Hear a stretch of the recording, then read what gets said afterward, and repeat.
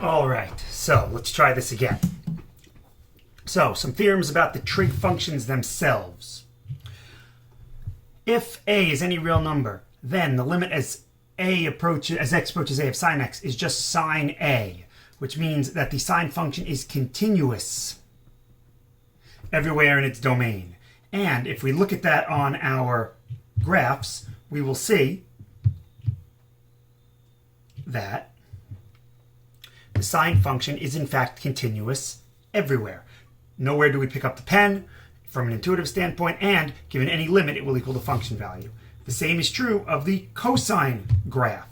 For the cosine graph, there are also no holes, no asymptotes, no gaps. So the cosine graph is continuous everywhere in its domain.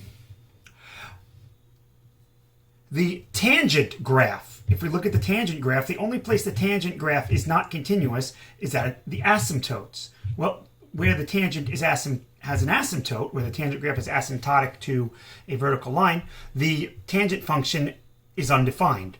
And that happens at every odd multiple of pi over 2. Pi over 2, 3 pi over 2, 5 pi over 2, as well as negative pi over 2, negative 3 pi over 2, and so on.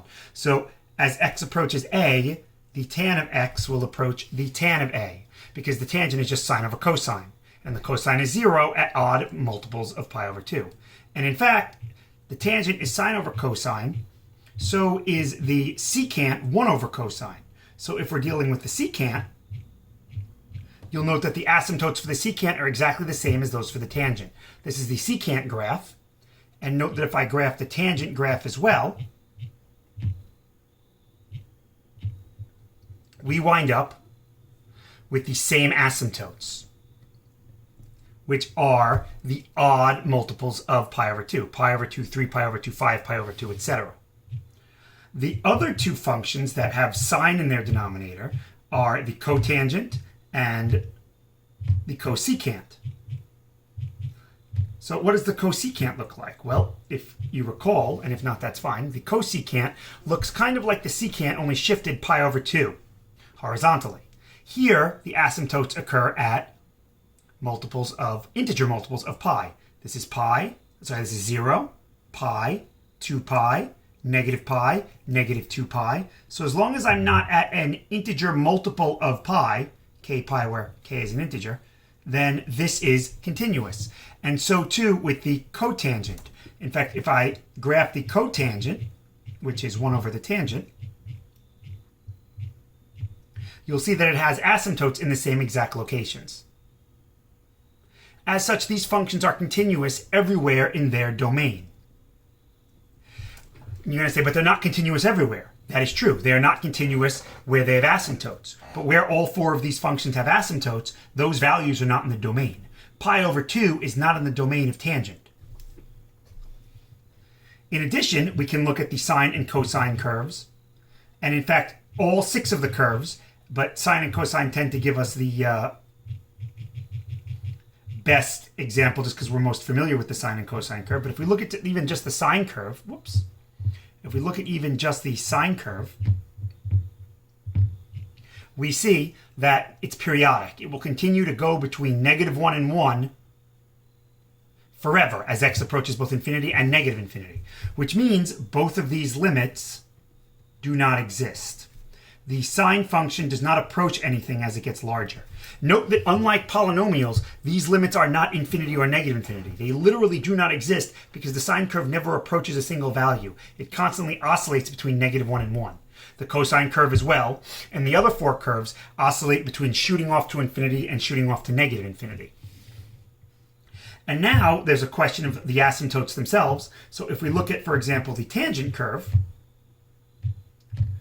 we can see that the graph of the tangent curve, well, as x approaches pi over 2 from the right, this is pi over 2, from the right, the tangent goes to negative infinity, and from the left, the tangent goes to infinity. And as Eric would point out, that means that this limit in general does not exist. And we can also examine the secant, which is 1 over cosine. 1 over cosine, oops. Put the sign back there. 1 over cosine is there. And when I graph the secant function, as x approaches pi over 2 from the right, we notice again that this goes to negative infinity, and from the left it goes to positive infinity. And this shouldn't be a shock, because if you recall, both the secant and tangent can be written as something over cosine. So the sign of the cosine function, the positive or negative value, the sign of the cosine function, would determine whether or not it shoots off to infinity or negative infinity. For secant, it's 1 over. The numerator is always positive, so the cosine will determine positive or negative infinity. For the tangent, the numerator is sine. And the sine is positive in both quadrants 1 and 2. So on either side of pi over 2, since sine is positive, the negative infinity or infinity will be determined by whether cosine is positive or negative. For secant and cosecant, it's something similar. Except now instead of approaching pi over 2, we look at what happens at pi. Or at 0, because 0 is an integer multiple of pi where we have an asymptote. So if we approach 0 from the right, the cosecant shoots up, and from the left, the cosecant shoots down. Meaning this limit does not exist. And if we graph the cotangent function, as you could imagine, the same thing will happen. As we approach 0 from the right, this goes to infinity, as you can see. As we approach from the left, it goes to negative infinity. So this limit does not exist. And we'll come back to using that in a second. So now we're going to talk about the squeeze theorem. The squeeze theorem is an incredibly important theorem. It says, let I be any interval containing the real number a. Further, let f of x, g of x, and h of x be functions such that h is always the smallest, g is always the largest, and f is always constrained in between them, everywhere on the interval, except maybe at a. Then it says, if the limit of as x approaches a of h of x is L, and the same limit for g of x is also L, then f of x has to go to L. And so what does this mean? So here's what this means. And it doesn't really matter where I put the y-axis. So I have this h of x that's always greater. So that we can call h of x. And then I have this g of x that's always smaller. So g of x could theoretically start up here and then kind of come down and do something like this, and then maybe like that, and then come back up like this. But notice that in this interval, from here to here, we'll call this our interval I. It could be closed, it could be open, it doesn't matter. From this point A to this point, well, I don't want to use A, but from this left endpoint to this right endpoint, G is always, H is supposed to be the smallest, sorry. Although it doesn't matter which one is G and which one is H. The point of this theorem is that F is always in the middle, but we might as well be consistent with what I have here. So G is the largest function, H is the smallest function, and F is a function in between. So I could draw F, so let's F, I don't know, but then once I get into this interval, F will always be in between, except maybe at this point A, and then it's always in between, and then it does whatever it wants to do. The idea here is that since h of x and g of x are both approaching L at this x value A, and since f is always in between, that these functions kind of push f together, push it together at f to also make the limit of f equal to L.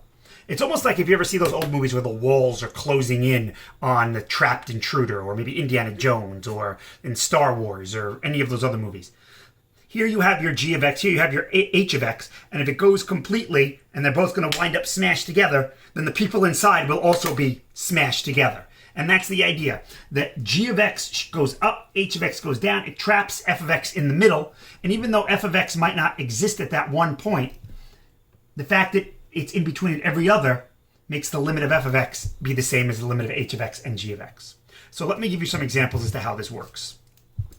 So we start off with this first example, cosine of 1 over x times x. And now I think it's important to see what the graph of cosine of 1 over x looks like.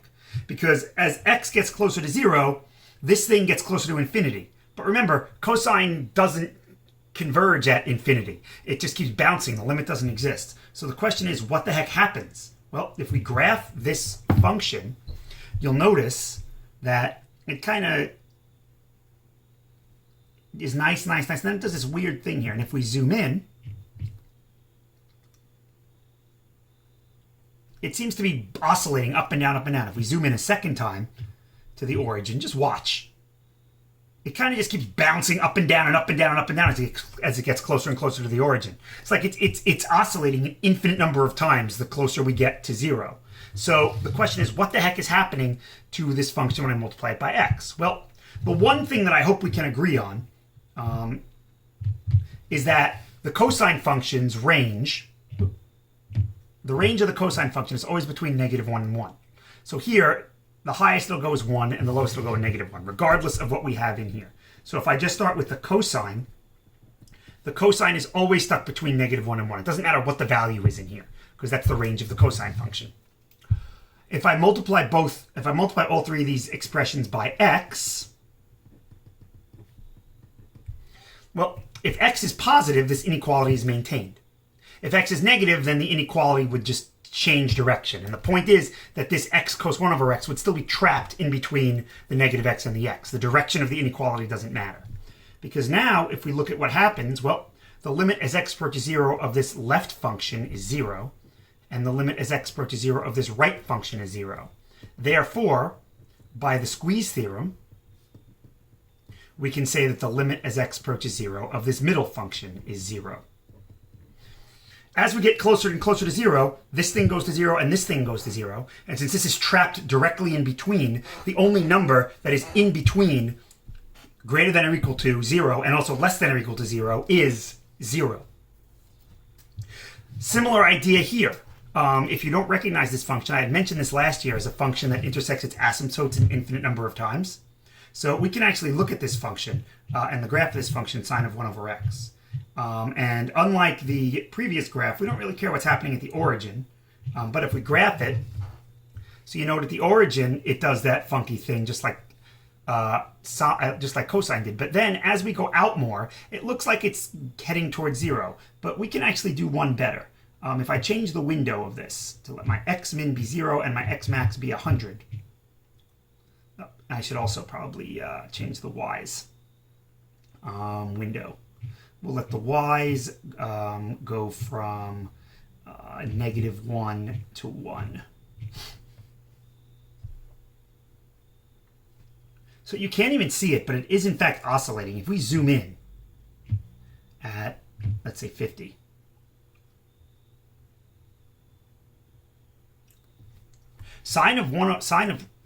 I have the wrong function. Not sine of 1 over x. Sine x over x. I apologize.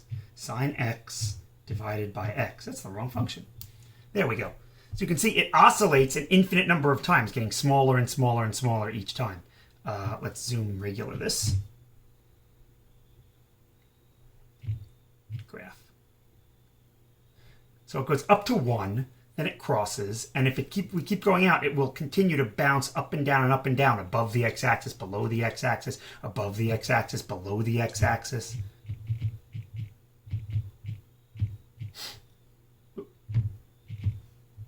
Window.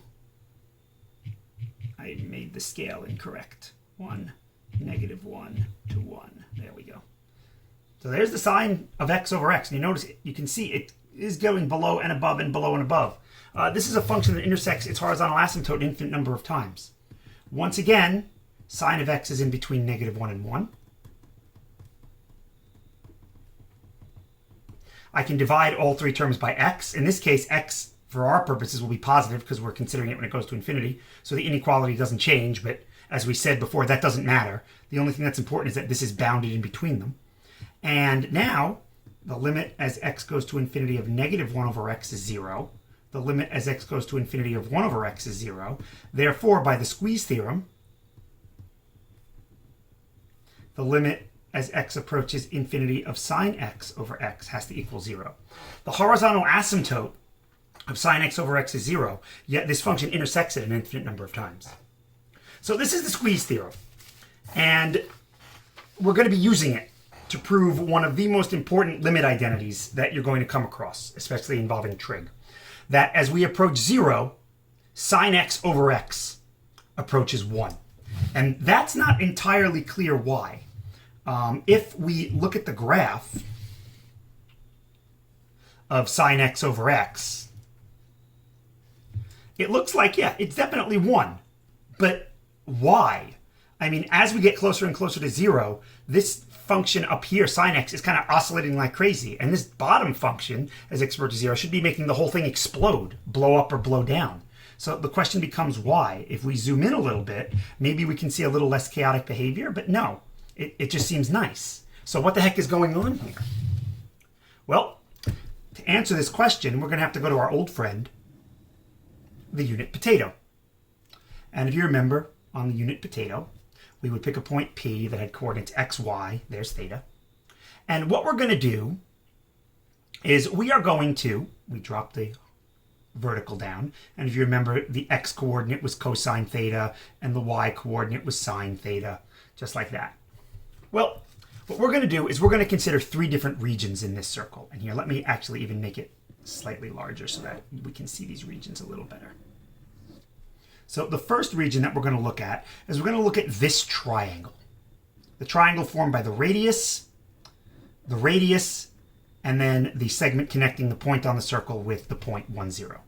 So this circle has a base of 1, because we're in the unit circle, has a radius of 1, and a height of sine theta. So the area of our small triangle here is 1/2 base times height. Now we're going to look at the wedge, the sector of the circle, which you kind of did on your summer assignment a little bit. The area of the sector of a circle is 1/2 r squared theta. There's my theta. So the area of the wedge is 1/2, well, r is 1, so it's r squared theta, which is just theta over 2. And this is just sine theta over 2. And now the last region we're going to look at, we're going to extend the radius like we did last year, and then draw the perpendicular down to the point 1, 0. And if you recall, the length of this segment was tan theta. If you don't remember why, well, sine theta over cosine theta equals something over 1. These are similar triangles, and that something is tan theta. The area of this larger triangle, the height is tan theta, the base is 1. So the area of the larger right triangle is 1/2 base times height, or tan theta over 2. And now, based on how we constructed these, I hope you would agree that these are in ascending order of areas. The smallest area is the small triangle, which was sine theta over 2. The middle area is the wedge, which is theta over 2. And the large area is the large right triangle, which is tan theta over 2. So now we have an inequality. We'll multiply all parts of this inequality by 2. Since 2 is a positive number, it maintains the inequality. And now we will divide all 3 of these expressions by sine theta. Here we get 1. Here we get theta over sine theta. And remember that tangent is sine theta over cosine theta. So when I divide by sine theta, this leaves me with 1 over cosine theta. And now the question is, should I change the direction of the inequality? Well, if sine theta is positive, I'm in the first quadrant, then no, we keep it the same. If I were in the fourth quadrant, then yeah, I'd have to switch them. But it doesn't matter, because we're going to be using the squeeze theorem. The only thing we need is for this term to be in between these 2 terms. The final thing we're going to do is we're going to take the reciprocals. And when you take the reciprocals of expressions in an inequality, the sign of the inequality changes. 2 is less than 3, but 1/2 is larger than 1/3. And now, well, we'll take the limit as theta goes to 0 of 1. That's just 1. We'll take the limit as theta goes to 0 of cosine theta. This is a continuous function, so cosine of 0 is 1. And therefore, by the squeeze theorem, the limit as theta goes to 0 of sine theta over theta equals 1. Since this is just a variable, theta, I can instead say x, and we have proven that the limit as x goes to 0 of sine x over x is 1. To prove this second limit, we're going to use a trick that we've been using to do some of the limits we already know. This, cosine x minus 1 over x, can be rewritten by multiplying by 1 in the form of the conjugate of the numerator. Just because I don't have square roots doesn't mean I don't have conjugates. And now I get the limit as x goes to 0 of cosine squared x minus 1 over x times cos x plus 1. And now, if you recall from our unit circle, this was cosine theta, this is sine theta, and this is 1. It's a right triangle, therefore sine theta squared plus cosine squared theta squared is 1 by the Pythagorean theorem. So cosine squared theta minus 1 would be negative sine squared theta. So cosine squared x minus 1 is negative sine squared x. X times cos x plus 1. And now I can break this down as the product of, well, I'll take a sine x over x out. That leaves me with a sine x over cos x plus 1, and then that negative 1. Now, why am I breaking it down this way? Well, the limit of a product is the product of the limits, as long as all the limits exist. Sine x over x as x goes to 0 exists. That's 1. We just proved it. As x goes to 0, this numerator goes to 0. This denominator goes to 2. 0 divided by 2 is 0. That exists. And the limit of a constant is that constant. That exists. So these limits, 1 times 0 times negative 1, equals 0. And we have now proven the second trig identity. And that's pretty much all you really need to know about the limits of trig functions. You need to know that they are continuous everywhere in their domains. You need to know what their domains are. It helps if you know the graphs of these. If not, you could do a little bit of analysis by saying, okay, when I'm to the right of pi over 2, let's see, it's sine over cosine. When I'm to the right, that means I'm in the second quadrant where sine is positive and cosine is negative. Positive over negative is negative, negative infinity. So there are ways to do that. And then the big takeaway is this limit right here, which in class we're going to look at on Monday, how to go about doing that. So that was it. And since I had to re-record this, I am exhausted. So this is going to get the very sleepy Cetron seal of approval. So sleepy, sleepy, sleepy Cetron seal of approval. Good night on my pillow. Good night.